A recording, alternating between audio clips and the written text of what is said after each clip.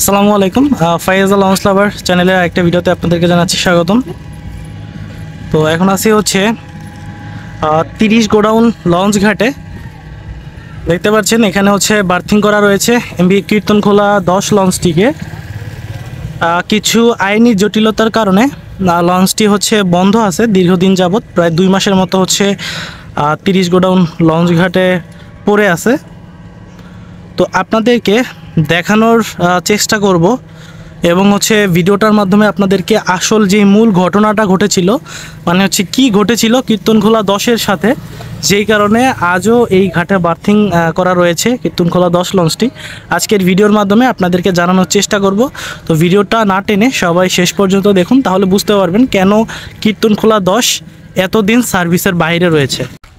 এই লঞ্চটি হচ্ছে শীতের মরশুমে, মানে হচ্ছে জানুয়ারি ফেব্রুয়ারির দিকে বেশ হচ্ছে ভালোভাবে ক্ষতিগ্রস্ত হয়েছিল। এমবি প্রিন্স আওলাদ 10 লঞ্চের সাথে সংঘর্ষ হয়েছিল এবং সে একদিনে হচ্ছে তার সার্ভিস বন্ধ করেনি, মানে সংঘর্ষ হওয়ার পরে একদিনে সে তার সার্ভিস বন্ধ করেনি, নিয়মিত সার্ভিস দিয়ে গিয়েছে। তারপরও হচ্ছে কেন তার রুট পারমিট বাতিল করা হলো এবং দীর্ঘদিন ধরে হচ্ছে সার্ভিসের বাইরে রয়েছে, তো আজকের ভিডিওর মাধ্যমে আপনাদেরকে জানানোর চেষ্টা করব। তো মূলত ঘটনাটা হচ্ছে 2 জুন কীর্তনখোলা 10 ঈদ ফিরতি ট্রিপ নিয়ে ঢাকা থেকে বরিশালের উদ্দেশ্যে ছেড়ে আসতেছিল। তো পোস্তগোলা ব্রিজ পার হওয়ার পরে কীর্তনখোলা 10 লঞ্চের হচ্ছে একটি প্রোপেলার ভেঙে হচ্ছে নদীতে পড়ে যায় এবং সাথে সাথে হচ্ছে বিআইডব্লিউটিএ থেকে কীর্তনখোলা 10 লঞ্চের মাস্টারের সাথে যোগাযোগ করা হয়।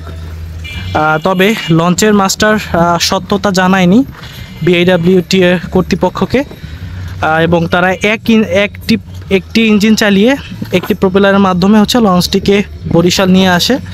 তো সেই দিন বরিশাল আসতে কীর্তনখোলা 10-এর প্রায় 10টা বেজে গিয়েছিল, যে কারণে যাত্রীরাও একটু ক্ষুব্ধ ছিল। বরিশাল ঘাটে আসার পরে কোস্টগার্ড এবং নৌ পরিবহন কর্তৃপক্ষরা লঞ্চ ভিজিটে আসে।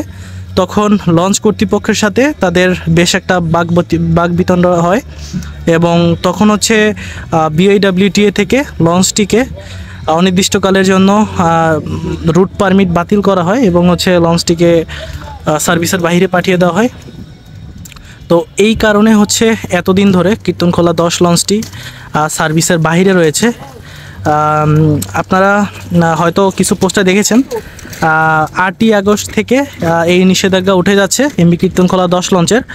8 আগস্ট থেকে ঢাকা বরিশাল নৌ রুটে আবারও পুনরায় আগের শিডিউলে চলাচল করবে এমবি কীর্তনখোলা 10 লঞ্চ।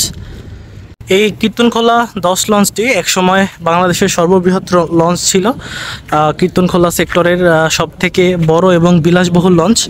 কীর্তনখোলা বহরের শুধুমাত্র কীর্তনখোলা 10ই হচ্ছে নিয়মিত সার্ভিস দিয়ে গিয়েছিল, তবে আইনি জটিলতা কাটিয়ে আবারও সার্ভিসে ফিরতেছে 8ই আগস্ট। ভিডিওটা পোস্ট করতে হয়তো আরও বেশি টাইম লেগে যাবে আমার, তবে 8ই আগস্ট থেকে ঢাকা বরিশাল নৌ রুটে পুনরায় আগের শিডিউলে চলাচল করবে এমবি কীর্তনখোলা 10 লঞ্চটি। তার নিষেধাজ্ঞা ইতিমধ্যেই কেটে গিয়েছে। আশা করব আবারও আগের মতো সুনামের সাথে সার্ভিসে ফিরে আসুক এমবি কীর্তনখোলা 10 লঞ্চটি।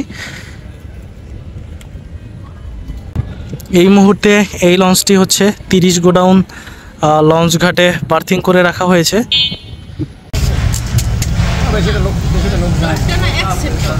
তো আজকের ভিডিওটা খুবই ছোট হবে, আজকের ভিডিও হচ্ছে এই পর্যন্তই। কীর্তনখোলা 10 লঞ্চের বর্তমান আপডেট দেওয়ার জন্য হচ্ছে আজকে ভিডিওটা করেছিলাম। তো 8ই আগস্ট থেকে হচ্ছে আবারও পুনরায় আগের টাইমে চলাচল করবে এমবি কীর্তনখোলা 10 লঞ্চটি। তো ভিডিওটি শেষ পর্যন্ত দেখার জন্য আপনাদেরকে অনেক অনেক ধন্যবাদ। ফাইয়াজ লঞ্চ লাভার চ্যানেলটিকে অবশ্যই সাবস্ক্রাইব করে রাখবেন এবং পরবর্তীতে আরও সুন্দর সুন্দর ভিডিও আসবে, সবাই অপেক্ষা করুন।